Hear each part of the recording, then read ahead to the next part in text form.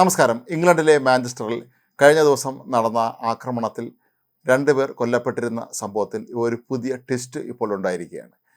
കൊല്ലപ്പെട്ട 2 പേരിൽ ഒരാൾ പോലീസിൻ്റെ വെടിയേറ്റാണ് മരിച്ചത് എന്നാണ് ഏറ്റവും ഒടുവിൽ ലഭിക്കുന്ന റിപ്പോർട്ട്. പോലീസ് ഉദ്യോഗസ്ഥന്മാർ തന്നെയാണ് ഇക്കാര്യം ഇപ്പോൾ സമ്മതിച്ചിരിക്കുന്നത്. അവർ പറയുന്നത് ഇതൊരു അബദ്ധം പറ്റിയതാണ് എന്നാണ്. കാരണം ഈ അക്രമിയായ ജിഹാദ് അൽ ഷാമിയെ പിടികൂടുന്നതിന് വേണ്ടി സംഭവം നടന്ന് 7 മിനിറ്റിനകം തന്നെ പോലീസ് സംഭവ സ്ഥലത്ത് എത്തിയിരുന്നു. ആക്രമണം നടന്ന സിനഗോഗിലെ വാതിൽക്കൽ നിന്നുകൊണ്ട് അക്രമിയെ തടയാൻ ശ്രമിച്ച ഒരാളാണ് വെടിയേറ്റ് മരിച്ചത് എന്നാണ് ഇപ്പോൾ ലഭിക്കുന്ന റിപ്പോർട്ട്. പോലീസ് പറയുന്നത് ഇതൊരു അബദ്ധം പറ്റിയതാണ്, ഈ അക്രമി എത്രയും വേഗം കീഴടക്കുക എന്നുള്ളതായിരുന്നു ലക്ഷ്യം. അങ്ങനെ നടത്തിയ വെടിവെപ്പിലാണ് ഇയാൾ കൊല്ലപ്പെട്ടത് എന്നാണ്. അക്രമിയായ ജിഹാദ് അൽ ഷാമിക്ക് 2 വെടി ഏറ്റിട്ടുണ്ട്. മറ്റ് വെടിയുണ്ടകളാണ് ഒരുപക്ഷെ ഈ വാതിൽക്കൽ നിന്ന 2 വ്യക്തികളുടെ ശരീരത്തിൽ പതിച്ചത്. അതിൽ ഒരാൾ ഇപ്പോഴും ആശുപത്രി ചികിത്സയിലാണ്. എന്നാൽ ഇയാളുടെ നില ഗുരുതരമല്ല എന്നാണ് പറയപ്പെടുന്നത്. പെട്ടെന്നാണ് അൽ ഷാമി ഒരു കറുത്ത വാഹനത്തിൽ പാഞ്ഞെത്തി കത്തിയുമായി അകത്തെത്തി ആക്രമണം തുടങ്ങിയത്.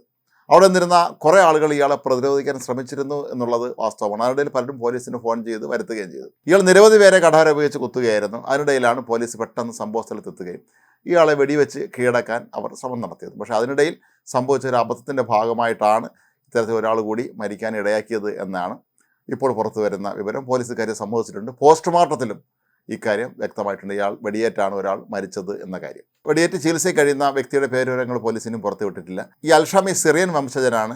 2006 ഇയാൾക്ക് ബ്രിട്ടനിൽ പൗരത്വം ലഭിച്ചത്. ഇയാളുടെ പിതാവ് ഒരു ഡോക്ടറാണ്. അങ്ങനെ വളരെ നേരത്തെ തന്നെ ബ്രിട്ടനിലേക്ക് എത്തിയ ഇയാൾ ക്ലാസ് എടുക്കുകയും മറ്റും ചെയ്യുന്നുണ്ടായിരുന്നു എന്നാണ് പറയപ്പെടുന്നത്. ഇയാൾക്ക് എന്തെങ്കിലും തീവ്രവാദ ബന്ധങ്ങളുള്ളതായി ഇനിയും വിവരങ്ങളൊന്നും തന്നെ ലഭിച്ചിട്ടില്ല. എങ്കിലും ഈ ദീർഘകാലമായി ഇയാൾ ഇതിനുള്ള പദ്ധതികൾ ആസൂത്രണം ചെയ്യുകയായിരുന്നു എന്ന് വേണം കരുതാൻ. ബ്രിട്ടൻ ഇപ്പോൾ നേരിടുന്ന വലിയൊരു പ്രശ്നങ്ങളിലൊന്നാണ് ഈ അനധികൃത കുടിയേറ്റക്കാരുടെ വരവ്. ഇവരെയൊക്കെ കൊണ്ടുവന്ന് വൻകിട ഹോട്ടലുകൾ താമസിപ്പിച്ചിരിക്കുന്നു എന്നുള്ള പരാതി നാട്ടുകാരുടെ ഭാഗത്തു നിന്നുണ്ട്. അതിനെതിരായ പ്രതിഷേധവും ഇപ്പോൾ UK ശക്തമാണ്. അതിനിടയിലാണ് ഇത്തരത്തിൽ സിറിയയിൽ നിന്നെത്തിയ ഒരാളിൽ നിന്ന് ഈ ജൂതവംശജർക്ക് നേരെ ഈ ഒരു ആക്രമണം ഉണ്ടാകുന്നത്. കുറേ നാളുകൾക്ക് മുമ്പ് അമേരിക്കയിലെ ഒരു സിനഗോഗിൽ പ്രാർത്ഥന കഴിഞ്ഞ് പുറത്തിറങ്ങിയ ഒരു യുവാവിനെയും യുവതിയെയും അക്രമി വെടിവെച്ച് കൊല്ലുകയായിരുന്നു. ഇവർ 2 പേരും IT മേഖലയിൽ പ്രവർത്തിക്കുന്നവരാണ്. ഇസ്രായേലുകാരായ ഇവരുടെ വിവാഹം നിശ്ചയിച്ചിരുന്നതാണ്.